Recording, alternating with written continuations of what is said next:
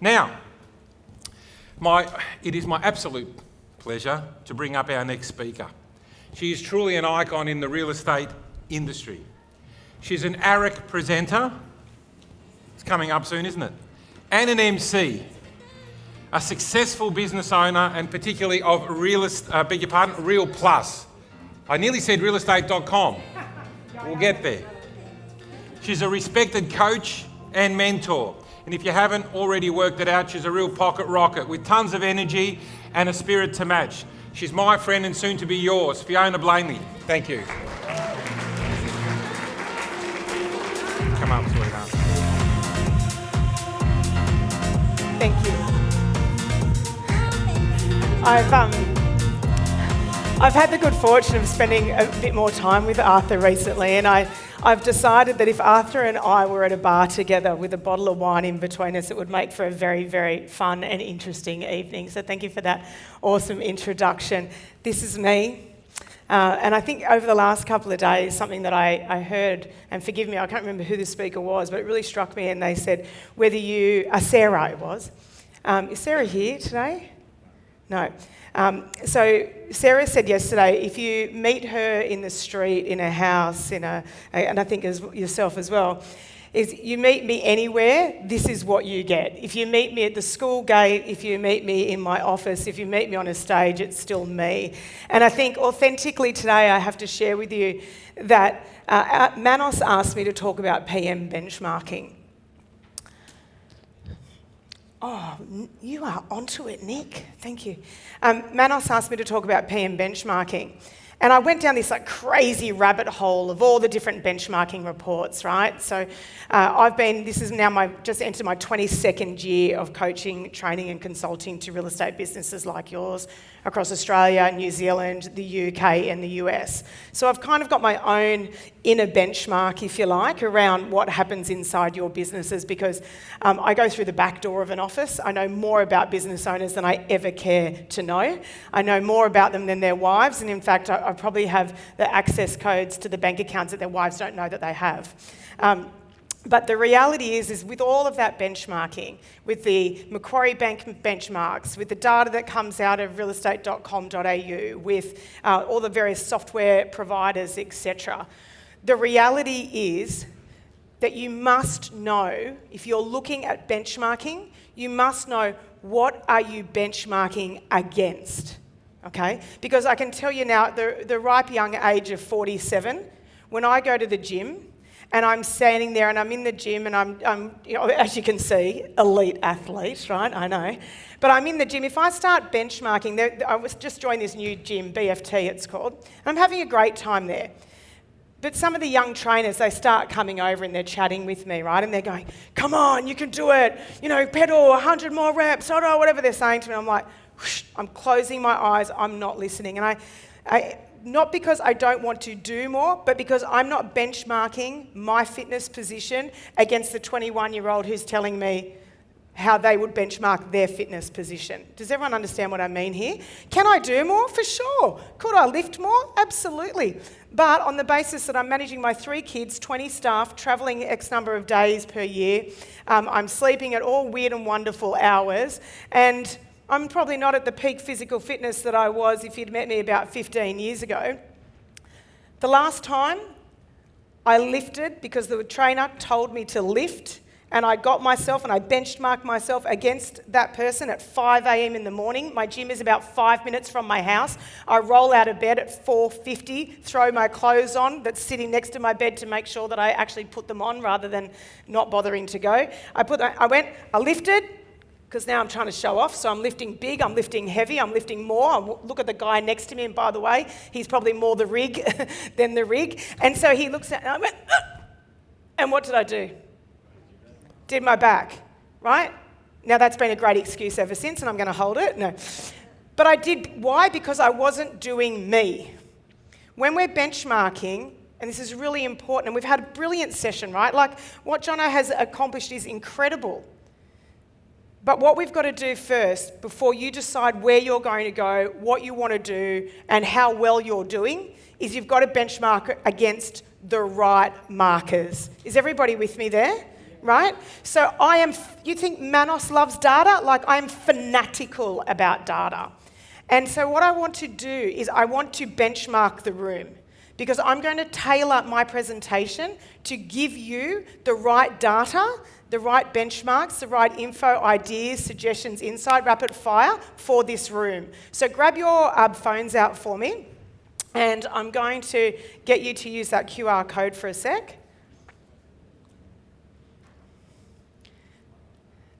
For the over 40s, don't take a photo, just hover.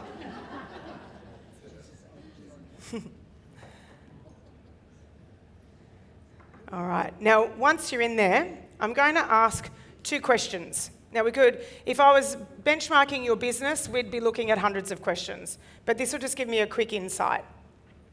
All right, first question. Your rent roll. As you are sitting right now, I want to understand the size of our rent roll. What are the sizes of your rent rolls? Let's see these coming through.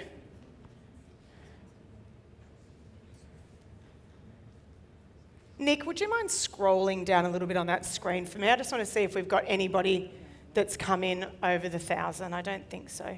No, that's okay, no one has. Oops, sorry, go back. Don't worry, Nick, that's okay. Oh, back one more. Yep. Okay, so I think where we're sitting at the moment is we've had 50 responses thus far. And as you can see, of the 50 responses, 38% of us are sitting at under 100. 26 don't have a rent roll. So you do the maths. We're either no rent roll or very small rent rolls across the business, across this room. 20% under 300. For those of you that are almost 300 or getting thereabouts, and a few of them I met at dinner last night, 300 is the glass ceiling of women from the 1970s, right? It is like this ceiling, and people, you're bashing on the glass ceiling to try and crack that 300 mark. So I'm going to give you some ways in which that you might want to think about how you're not getting through that ceiling right now. And then, of course, we've got some larger clients coming through. So I'll oscillate for you in terms of content. All right, my next question is this. When I look at all of the benchmarking reports, and I know we've talked to Macquarie one, for example, but the businesses that we work with day in, day out, is I'd like to understand from you which one of these are the major concerns for you in your business. Please feel free to select as many as are relevant to you. So what is a challenge for you? What are you focused on? What are you thinking about in your business right now?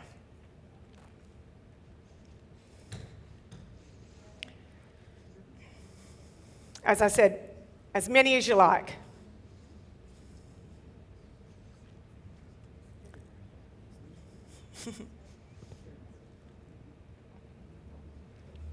All right, so when we think about these, of course, most of you are at 300 or under, 100 or under, or don't have a rent roll. So you're thinking about recruitment, profitability. These are, by the way, this is exactly how I thought you would all, because that's good. So my internal benchmarking is pretty good. I thought we might be a little higher on profitability, but I'll explain to you why you're not higher on profitability in a minute, because I already know why. Okay, great. So of this, and I'll share this data with you afterwards as well, but of this we can see number 1 thing, number 1, number 4, number 5, that's all to do with people. And I think you'll see a common theme across today has been about people. Would you agree with that? Right? And as leaders, we're leading what? People, because people is what's following us, right? Data doesn't follow us, people follow us. So when we're thinking about this, I'm going to talk a lot about people today, because when you can kind of manage some of those people scenarios, and I'm not just talking about managing people, I'm talking about the whole landscape of people, that's going to make a very big impact for those of you that are in that 0 to 100 or I have no one. Because if you don't have anyone, by the way, it's going to be hard to manage anything, just as a heads up. Okay, so when I'm working with businesses, these are the kind of sectors, and again, when I went down this rabbit hole for you all today, and I went back over 21 years worth of presentations as I was looking for this common theme. I wrote a book back in 2007 called Property Management Boot Camp. And the irony of standing in front of you today was I spent some time reviewing that book in preparation for today, because of course I needed to get those pearls of wisdom. No. I pulled up a presentation called Property Management Boot Camp in my looking, because I wanted to see what has actually changed, right? And when I looked back at all of these things, do you think that these were the same issues that we faced back in 2007, 2003 when I first started? Yes or no? Yes. They're exactly the same thing, and I'm sorry to offend everybody in the room, but real estate as the practical function, the only major changes that have occurred have been technology, right? So we're riding along with technology. A lot of you wait for the technology to tell you how to change your business, right, or to do things differently. You know, as great as, we've got sponsors here today, technology, as great as they are, they're not going to reshape your business. Who is the person that's going to reshape your business? You. Right? You. And so these are the key areas, but I can only focus on 3 today because I've got 28 minutes and I've probably taken up about 3 of them already. All right? So I'm going to focus on 3 core areas that I thought you would find most important. Bingo, we're there. People, process, performance. Let's start with people. The fun of people. A lot of my clients will say to me, "Oh, Fiona, if we just get robots to do the job," right? But we're in a people business.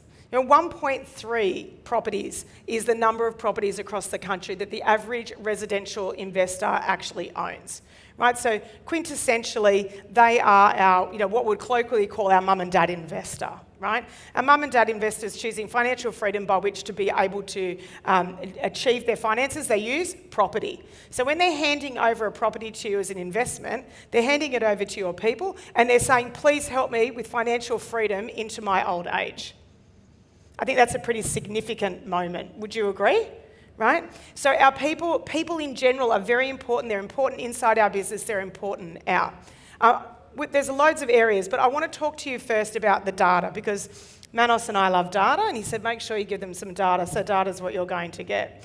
Now, if you look at any of the media reports, the REI reports that have come out over the last couple of years, particularly post-COVID, you will discover that about 25% is the turnover of property managements per year in a business. Okay, so a quarter of your people are moving every single year. Now, by the way, this was like alarm bells. People were like losing their mind post-COVID. I was seeing, REB, because they're always peace, love and harmony and like puppies and flowers with their media reports every day. No, they're not. It's like, anyway, we move on now. I'm going to go down a rabbit hole. But they was, there's a crisis. The real estate industry is in crisis. Property managers are leaving in droves. People leave a business. And I don't know whether or not it's our ego or our intent for other people, but we actually believe, I think, at our core that people are never going to leave, and we're surprised when they do. I don't know why we're surprised that people choose to go somewhere else, right? It's their life. And I'm going to give you some data and you can show you as to how this happens. Without looking at any of this research, post-COVID, and people saying, it's a mass exodus. I'm like, that's because people didn't leave their job, right, in one of the most unstable periods, as we know, as our current generations. They didn't leave. So when COVID finished, guess what we got? The opportunity to do what? What we wanted, something else, right? We're in lockdown, for God's sakes.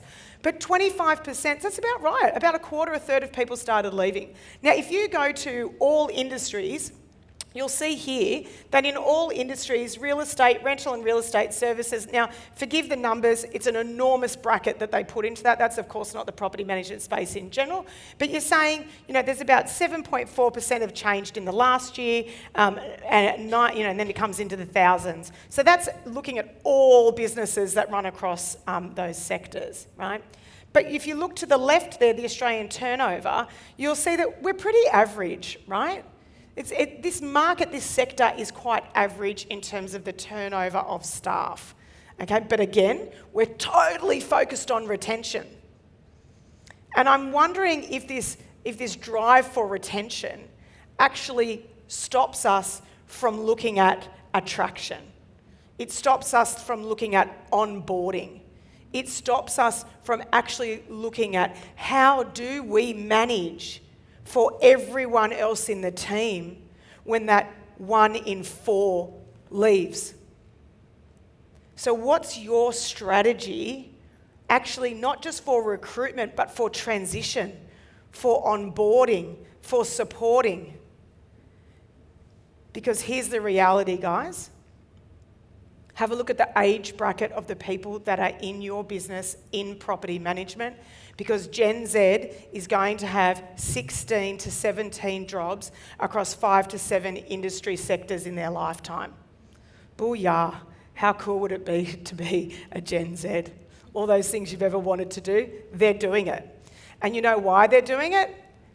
Oh, sorry, I'll come to it in a minute, why they're doing it. This is the job tenure, because some of you will say to me, well, hang on a minute, Fiona, I'm not going to have a job, I'm not going to move that quickly. It is different for the different age brackets. But here's a really interesting statistic, last one here on the 45 pluses. Shout out the number. When does long service leave? What's the big number we all think about in terms of long service leave? 10 years. Did you know why it's 10 years? Because 45 years plus used to have an average tenure of 10 years. So we look at all the Gen Zers and we're like, oh, they're so transient, they leave, they do all these things. We're all doing it too, right? It just tends to be that the directors of businesses, where did you come from? What have you been? Some of you still here today, EBUs, you're salespeople. You've created your own businesses, you're owning and operating your own businesses, and we have an expectation that everybody else in our team thinks and feels and acts and behaves the same way that we do. I have a shock for you. Not everybody wants to have real estate agent on their tombstone. And most property managers didn't leave school, right, telling their careers advisor that when I leave, I cannot wait because I'm pursuing a career as a property manager. Right? It's not on the careers help desk line, right? So we're kind of Adam and Eve, if you get what I mean, right? Different versions of the same. So, but what happens here is, in regards to these people, when we look at Gen Z, I'm going to show you some ways that we can actually improve that retention piece, okay? And I might jump to that because I can see you're asking. Look at this. This is amazing. I love Mark McCrindle. Anybody follow Mark McCrindle? Okay, write down McCrindle. If you love data, generational stats, social stats, he's got great demographics data for all of your locations as well. But if you look for me in terms of top fears, so Gen X, Gen Y, Gen Z, the thing I love the most about this, and it's not going to come up here yet, look at here, their greatest fear. Being stuck in a job that I don't enjoy or find fulfillment in. Right? That's number 3. Look at that, 46% of Gen Zs, their greatest fear is that they'll be stuck in a job that they don't find fulfillment in. Write this down, do you have a fulfillment-ometer in your business? We heard Matt this morning ask, what's going on in your life? Part of that is actually how are you fulfilled? What's happening for you? Are you getting your cup filled when you come into this business every day? Or does it feel like this place is a blood-sucking vampire? Right? So when we think about how you're running on and operating, most of you, sorry, I'm doing just a physical head count here, visualometer here, but most of you are sitting over here in this Gen X space, right? All you were worried about was not reaching your full potential. Why? Probably because we didn't have enough guts to change industries and jobs 15 to 17 times and 5 to 7 careers, right? So they're like, I'm going to go and do whatever I want. The world is my oyster. We've bred these people. And now, if they're not getting fulfillment with you, guess what they can do? 86 it, I'm out the door. And they don't want what you want. So when you're bringing these people into your business, we've really got to be thinking about these strategies with people. So first one there is just structure. Who do you need in your team? When do you need them? Not right now, 5 years from now. Because of course you've got vision, you've got values, you've got goals. Write this word down for me, please. Big, big, big one for the younger guys. Purpose. What is the purpose of what we're doing other than I see as a young person, not me of course, but I see making you loads of cash. I see real estate dude driving down with the Audi, hair slacked back, no socks. Just a little pet peeve of mine. Right, so what they see is my purpose is to fuel you. But you're not asking what my purpose is. So you want to retain people in property management. It's a challenging job. You need to bring them on the journey, find a purpose, get everybody committed to what it is that we're doing in our community. Because we're not just there to grow your asset and help you with your superannuation fund, Mr. and Mrs. Agent. What are we doing? And when I bring everybody on that journey, then I'm going to be able to recruit different types of people. Your recruitment strategy needs to be outside of real estate. We've developed a program called Fast Starter. We can get somebody up and running. Some of you guys, your teams have done it. We can get somebody up and running in a business, not property management experience, within 8 to 10 weeks, full portfolio management. Right? But you've got to have a program. You need a program in your business by which to do that. What happens is old real estate adage, give somebody a desk, give somebody the metaphoric white pages as a salesperson, start ringing. That's what you do in property management. Let me tell you, the risk of offending every single person in the room, property management is far more complex in nature, in legislation, in task management, in the practical doings of every day than sales. They need training and support. I don't care who you use, but you have to have a training program. Matt said it this morning. You have to have a training and development program, a pathway for your people.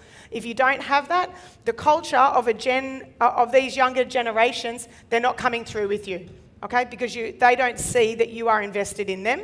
They see you're invested in you. And training, people say to me, I'm going to train them, they're going to leave. Yeah, that's right, they are. But God, they can make some mess on the way. And you will never be bond ready. You might not even have bonds lodged. All right, so that's our people. Process. And I could talk about more of this, happy to take questions at lunch. Process, here's the next thing on process. I'm going to ask you this really important question. Do you know how long it takes to do any function in your business? How long does it take to do an ingoing, an outgoing, a lease renewal, a rent review, a routine? Do you know how many times and minutes it takes to average lease a property in your office? Do you know how long it takes to show a property? Do you know the amount of inquiries that come through? Do you actually know the application process and how long it takes to do? Right? In my business, we have an outsourced business as well.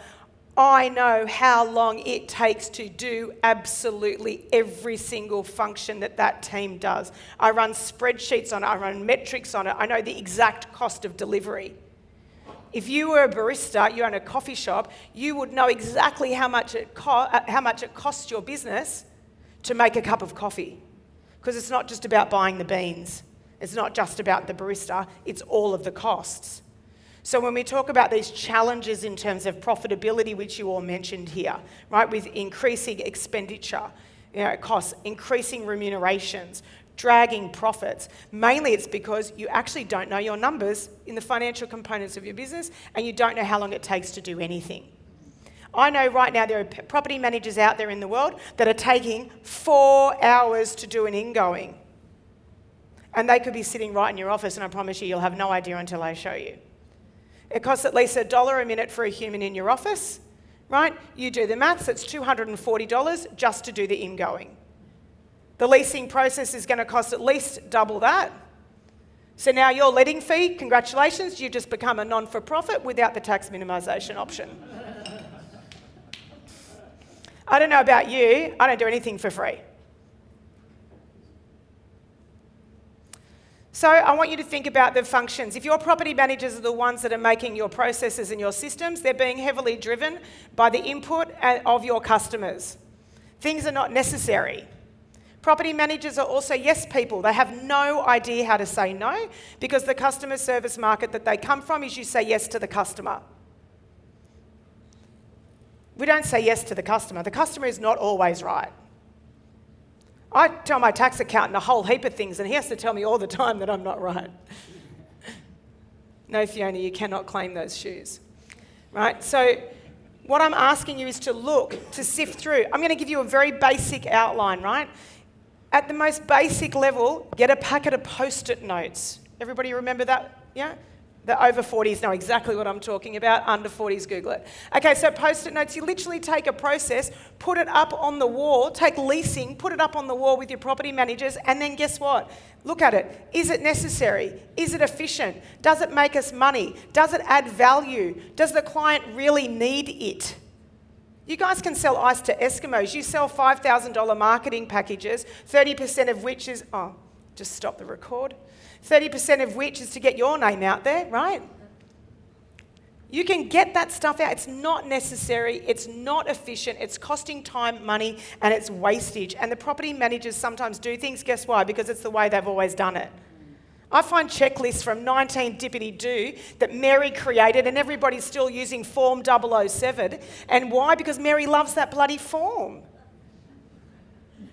Right? So what are the resources? Do we need to increase skill and knowledge by which for people to do things more efficiently? If you sat on my helpline, we have a 1300 Help Us helpline, right? It's one of our favourite things to do. If you heard the questions that come through that helpline, you will know that everybody needs a development plan, even the most astute property manager in your business. And of course, technology. Here's what I want you to do with technology. Look at your stack. This is not the Expo pick and mix. You're all wasting so much money on technology that's actually not necessarily, not efficient, not compatible with how you're doing business, and it is just excess. And this is what's causing expenses to go up, inefficiencies to increase, profits to reduce. And I don't know about you, but with all the headaches of property management, right, you need some cash flow coming in along the way. And you'll only do that by looking at that P&L and your budget. So that's time. All right, last one. Performance. This is my favourite. What do you actually measure in your property management business? I'm working with a client. We have just bought 2 businesses. We added about 1,500 managements to our existing business pool. We now have 3 locations instead of 1, and we've opened 2 new office spaces inside of that.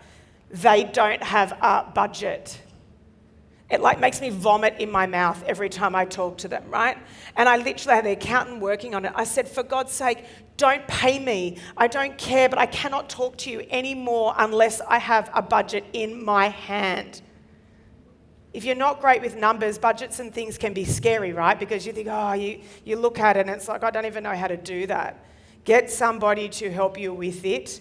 Excel's a great friend, and if you're using things like MYOB and Xero, you can extrapolate out all the data and then you just make some variations. It's simple, but if you don't budget, guess what? You overspend. If you don't budget, you underachieve. I want you to budget not just financials, but activity and results. I want you to look at organic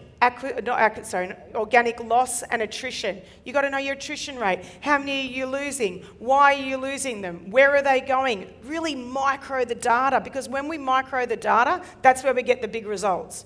If I'm going to the gym, right, I go to the gym 3 days a week, but I'm not losing weight. I can keep going to the gym 3 days a week, eating what I'm eating, not losing weight. Right? Keeps happening week after week, month after month. What's the only thing that's going to change? If I work out what the levers are by which to make the difference. So I have to look at, what am I eating? What's my calorie expenditure? I look at my macros. I'm looking at what time of day I'm going, my sleep patterns, all the elements, right? I can share with you, so I'm going to give you opportunity. I'm going to share some more data metrics with you that you guys can use after today, and I'll show you all of these pieces of data that you need to go and have a look at in your businesses. But you must be doing that. There's downward fee pressure. Now, I know that that across every single state, it's very different. Okay, so when you hear, you cannot sit around a table and play how big's my rent roll, how big's my profitability. It doesn't work with people from other states. Benchmarking is wrong. Average in Queensland, 7.8% management fee. Ooh, right? Average in Victoria, sitting at about 5.5, 5.7. Average rents, similar in some of those locations, right? So you cannot look at those averages in the same way. But you can look at what your fee structure is. But you need to make sure that when you're doing all of this, that you understand what your unique selling points are, because otherwise, by the way, you're only ever competing on fees. Your property management team, your BDs, they don't know what they're selling that's actually any different to the guy down the road. It's choice by numbers or personality. Am I choosing yellow for Ray White, or am I choosing green for Bell, or am I choosing blue for Buxton's or you? What's my favourite colour, and did I like the person that walked in to meet me, right? So what is it that actually makes you different? Most property management business cannot tell me that. And lastly, you've got to hold people accountable. Right? If your sales team walk in and you've got a junior sales guy in the office and they've not been doing all of those activities, right? They're not been doing the calls, they're not doing they're doing door knocking, or they're doing face-to-face meets, or they're running databases, appraisals, lists, returns, etc., and they've got no results, you're going to sit down and run through all that data with them, aren't you? Yes or no? Yes? Yes, right? But we're not doing that in property management because most of the time you're too scared that the property manager will leave. You're in a beautiful spot right now because you are in that 0 to 100 or I don't have anything mode as it sits right now. I am super excited to see what you guys can achieve. There is a lot to do in that property management business, but most of all, you all need to sit in the director's seat for PM. Right, you're coordinating everybody around you to make sure that you're achieving the goals that you're setting through people, tight process, and performance management. Right? It's that simple, simply complex, right? Grab those phones, scan this, it'll automatically send me an email, and then I will reply to that with some further information that will drill down into some more elements of this. I'll obviously be a part of the 12-month program, and I'll hit you up with the knives and all the other extras in my email back as well, so you can expect that. It's been great being with you. I look forward to catching up with you. If anybody wants any questions, ask me some specific details. I know some of you hit me up at the dinner last night. I love talking real estate. I love talking property management. And I know there's no such word as can't, but you just have to choose what you want to do. Thank you very much.